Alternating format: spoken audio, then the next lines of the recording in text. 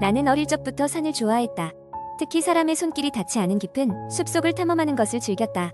대학에 입학한 이후 주말마다 산을 오르곤 했는데 그 중에서도 가장 기억에 남는 사건은 어느 가을날의 일이었다. 그날도 평소처럼 혼자서 등산을 나섰다. 이른 아침 도심을 벗어나 작은 마을 근처에 있는 잘 알려지지 않은 산을 찾았다. 지도에도 제대로 표시되지 않은 작은 산길을 따라 올라갔다. 등산로는 점점 좁고 험해졌지만 빽빽하게 우거진 나무들 덕분에 쾌적한 기분으로 걸음을 옮겼다. 한참을 걷다 보니 길이 사라질 듯 말 듯 희미해졌고 잠시 멈춰서서 주변을 둘러보았다. 나뭇잎 사이로 드문드문 들어오는 햇살이 눈부쉈고 그때 내 눈에 한 이정표가 들어왔다. 거친 나무 판자로 만들어진 이정표에는 방향을 가리키는 화살표와 함께 아무도 모를 듯한 낯선 문자들이 적혀 있었다. 이상한 기분이 들어 발길을 돌리려던 그때 어디선가 낮고 가라앉은 목소리가 들려왔다. 도와주세요. 주변을 둘러봐도 아무도 없었지만 소리는 분명했다. 단순히 내 착각일 거라고 무시하려 했으나 느낌이 좋지 않았다. 어쩐지 그 소리는 고통을 호소하는 것처럼 들렸다. 순간 나는 그 이정표가 가리키는 방향으로 천천히 발걸음을 옮기기 시작했다. 길도 아닌 길을 따라 몇 분이나 걸었을까. 앞쪽에서 나무로 엮어 만든 작은 오두막을 발견했다. 오두막은 오래돼 보였고 아무도 살지 않는 듯한 냄새가 났다. 하지만 이상하게도 문은 살짝 열려 있었다. 여기에 누구 계세요? 나는 조심스럽게 묻고 오두막으로 들어섰다. 내부는 산만하게 흩어진 물건들로 가득 차 있었고 벽에는 또다시 그 기이한 문자들이 적혀 있었다. 나는 뒤로 물러서려 했지만 뒤에서 문이 쾅 하고 닫혔다. 심장은 미친 듯이 뛰기 시작했고 어찌할 바를 모르겠다는 생각만 들었다. 그때 오두막 안 어딘가에서 희미한 빛이 새어나오기 시작했다. 빛을 따라가니 바닥 한가운데에 작은 구멍이 보였다. 겁에 질린 마음을 달래며 가까이 다가가니 그 속에는 한 장의 낡은 사진이 놓여 있었다. 사진 속에는 어린아이가 웃고 있었고 사진 뒷면에는 나도 이해할 수 있는 한국어로 날 잊지 말아요 라는 문구가 적혀 있었다. 그 순간적으로 몸이 얼어붙는 느낌과 함께 주변의 공기가 갑자기 차가워졌다. 소름이 온몸을 타고 흘렀고 나는 미친 듯이 오두막을 뛰쳐나왔다. 숲을 빠져나오기까지 얼마나 뛰었던지 모르겠다. 나중에 알고 보니 그 숲은 오래전 일가족이 실종되어 미제 사건으로 남겨진 장소였다 했다. 그리고 실종된 아이의 이름이 그 사진 속 아이와 동일하다는 이야기를 들었지만 나는 더 이상 그곳에 대해서 알고 싶지도 않았고 다시는 그 산을 찾지 않았다. 그날 이후 등산을 할 때마다 알 수 없는 불안감이 엄습해왔고 혼자서는 절대 산에는 가지 않게 되었다. 잊으려 해도 잊히지 않는 그 소름 끼치는 기억이 나를 항상 따라다니고 있기 때문이었다. 숲속 깊은 곳에는 아직도 그 이정표가 그 자리에 있는지조차 상상하기 두려웠다. 두 번째 이야기, 내 이름은 지훈, 평범한 대학생이다. 대학 생활의 짐을 벗어나기 위해 여름방학을 맞아 친구들과 함께 작은 산골 마을로 여행을 가기로 했다.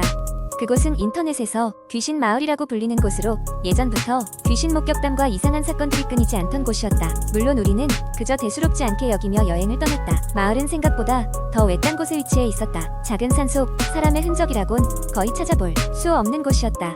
그날 밤 우리는 마을 근처의 한 폐가에서 술자리를 가지기로 했다. 대낮에 봤을 때는 낡고 그냥 오래된 집 같았는데 해가 지고 난 후엔 기묘한 분위기가 감돌았다. 집은 썩은 나무 냄새와 먼지로 가득 차 있었고 어딘가에서 물 떨어지는 소리가 들렸다. 술자리가 무르익어갈 즈음 우리는 괴상한 소리를 들었다. 끽! 어딘가에서 문의 경첩이 삐걱거리는 소리가 들렸다.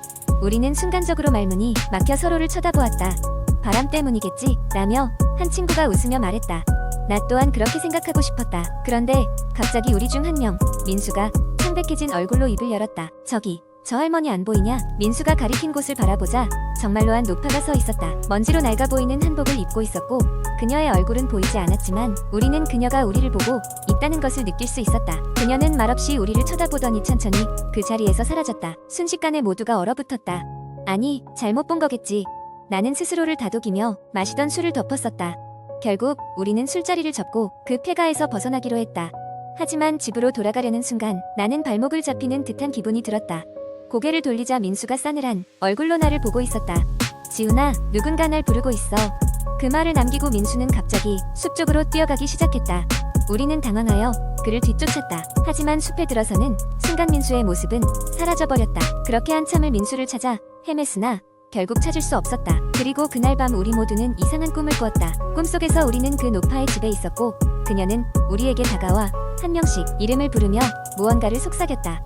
깨어나 보니 모두들 같은 꿈을 꿨다고 했다. 그 이후로 우리는 마을을 떠나 말하기로 했다. 마을을 떠난 후 우리는 경찰에 민수의 실종 신고를 했다. 하지만 민수는 결국 찾지 못했다. 그리고 우리 모두는 그날 이후로 그 마을 이야기만 나오면 말을 아꼈다. 시간이 지나 매일 밤 잠을 청할 때면 귓가에 들리는 그 노파의 목소리가 지워지지 않는다. 다음은 너야. 이 사건 이후로 우리는 절대 다시는 그 마을에 발을 들이지 않았다. 그리고 그곳은 여전히 인터넷 속귀신 마을로 불리고 있었다. 믿거나 말거나 실제로 많은 이들이 그곳에서 사라지고 사람들은 다시는 그곳으로 가길 꺼려했다. 세 번째 이야기. 이 이야기는 내가 대학 시절 겪었던 일이다. 당시 나는 서울에서 멀리 떨어진 지방의 작은 도시에서 대학을 다니고 있었다. 학교 근처에는 오래된 고시텔이 있었는데 그곳은 저렴한 가격 때문에 가난한 학생들에게 인기가 많았다. 하지만 그곳에는 으스스한 소문이 돌고 있었다. 고시텔의 방 중 하나에서 한 학생이 자살했다는 이야기였다. 나는 그때 마침 통학 시간이 너무 길어져서 고시텔을 알아보고 있었다. 여러 고시텔을 돌아보던 중 그 소문 많은 고시텔의 가격이 가장 저렴해서 끌리게 됐다. 물론 방 안에서 자살했다는 이야기가 나돌던 그 방은 공실 상태였고 주인은 그 방만큼은 절대 권하지 않았다. 하지만 호기심 많고 돈 없는 대학생이었던 나는 일부러 그 방으로 들어가게 됐다. 처음 며칠은 별 이상한 일이 없었다. 공부와 과제에 치여 정신없이 지내다 보니 방에 혼자 있는 시간도 거의 없었다. 그러던 어느 날 늦은 저녁 시간에 과제를 마치고 방에 들어와서 잠을 자려는 순간 누군가 문을 두드리는 소리가 들렸다. 톡톡. 처음에는 다른 방에 소리겠거니 하고 무시했지만 소리는 계속해서 반복되었다. 두려움을 느낀 나는 초인종 영상을 확인했는데 모니터에는 아무도 비치지 않았다. 다음 날도 그 다음 날도 마찬가지였다. 매일 밤 같은 시간에 같은 소리가 들렸고 문 앞엔 아무도 없었다. 소리가 들리기 시작한 지 일주일째 되던 날 나는 드디어 무언가 잘못되었다는 것을 깨달았다. 밤이 되어 그 괴이한 소리가 다시 시작되었을 때 나는 결심했다.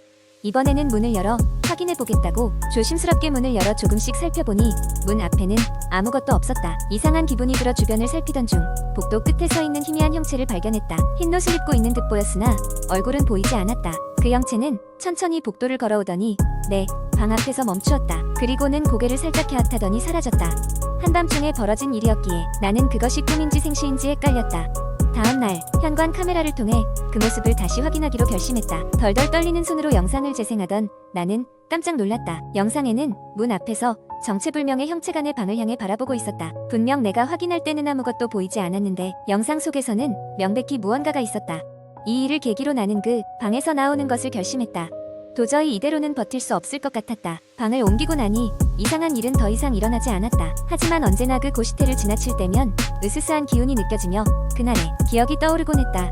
그 이후로 나는 무언가 설명할 수 없는 소문이나 기운이 느껴지는 장소에는 가까이 가지 않게 되었다. 무엇이 이 세계에 존재하는지 우리는 모르는 것이 너무나 많기에 조심하는 편이 낫다는 것을 그 경험을 통해 배웠기 때문이었다. 지금도 가끔 그 고시텔 근처를 지날 때면 궁금하다. 그 방문 앞에는 여전히 누군가가 서성이고 있는지 말이다. 네 번째 이야기. 나는 대학생 시절 서울 외곽의 오래된 기숙사 건물에 살고 있었다. 이 건물은 1970년대에 지어져서 시설이 매우 낡았고 특히 지하실은 녹슨 파이프와 물때가 낀 벽으로 인해 으스스한 분위기를 자아냈다. 시작은 방학 중 아무도 없는 기숙사였다. 기숙사에 대한 소문은 무수히 넘쳐났다. 가장 유명한 이야기 중 하나는 지하실에 있는 끝나지 않는 계단에 관한 것이었다. 어떤 학생들은 그 계단을 내려가던 도중 발소리가 들리지 않는 무언가가 함께 걸어온다고 했고 다른 이들은 아래에서 이상한 소리와 함께 누군가 자신을 쫓는 느낌을 받았다고 했다. 나는 이런 괴담들이 그저 상상력의 산물일 뿐이라고 생각하며 개의치 않았다. 어느 날 밤 나는 우연히 기숙사 복도에서 친구를 만났다. 그는 나에게 시골로 돌아가기 전에 한 번쯤 지하실을 탐험해보자고 했다. 충동적으로 나는 그의 제안에 동의했고 우리는 손전등과 몇 가지 간식을 챙겨 지하실로 내려갔다. 지하실로 이어지는 낡은 철문을 열자 싸늘한 바람이 우리를 맞이했다. 우리의 손전등이 켜지자 그 빛은 곧바로 어둠에게 삼켜졌고 우리는 서로의 얼굴을 겨우 분간할 수 있을 정도였다. 벽에는 오래된 안내 표지판과 얼룩진 벽지가 붙어 있었고 곳곳에는 방치된 가구들이 어지럽게 쌓여 있었다. 우리는 끝나지 않는 계단을 찾기로 결심하고 지하실 이곳저곳을 돌아다녔다. 탐색 끝에 낡고 작은 철제 문을 발견했다. 그 문 뒤에는 소문대로 어둠 속으로 끝없이 이어진 계단이 있었다. 우리는 호기심 반, 두려움 반으로 계단을 조심스레 내려가기 시작했다. 계단은 끝을 모르게 이어졌다. 몇 층을 내려갔는지도 모를 때쯤 뒤에서 발소리가 들렸다. 처음에는 서로의 발소리라고 치부했지만 점차 그 소리가 규칙적으로 우리 걸음과 불협화음을 이루며 들려왔다. 우리는 서로를 쳐다보았고 동시에 그 소리가 우리 둘이 낸 것이 아님을 깨달았다. 공포에 질린 우리는 서둘러 계단을 올라가기 시작했다. 그러나 마치 우리는 계속해서 제자리 걸음을 하는 것처럼 느꼈고 끝이 보이지 않았다. 서로에게 손전등을 향해 비추었고 무엇인가가 우리를 따라오고 있다는 것을 명확히 보았다. 그것은 뚜렷하게 보이지 않았지만 희미한 형체가 어둠 속에서 일렁거리고 있었다.